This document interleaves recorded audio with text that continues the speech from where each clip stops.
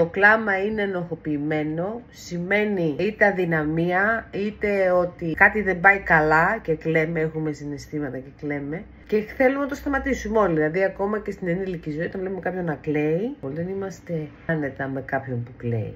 Που όμως μπορεί να κλαίει και το κλάμα είναι ιερό πράγμα, είναι απελευθέρωση. Απελευθερώνει ένταση, συναισθήματα που δεν ξέρουμε τι να τα κάνουμε.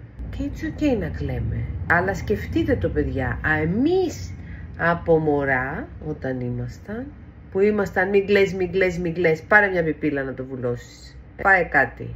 Έλα τώρα πως κάνεις έτσι. Καλά, τα αγόρια δεν κλαίνε, είσαι κλαψιάρα, είσαι γκρινιάρα, είναι όλο αυτό. Οπότε τώρα το δικό μας το τραύμα όταν ήμασταν μωρά μας το κάνουν trigger αυτά που κλαίνε. Και μετά απλά το κρατάς μέσα, σωπαίνεις μια ζωή και βγάζει τον καρκίνο, αν τα λέμε και αυτά, αρρωσταίνεις μετά ή σωπαίνεις, δεν εκφράζεσαι, καταπιέζεσαι, κάνεις πράγματα για τους άλλους και όλα αυτά.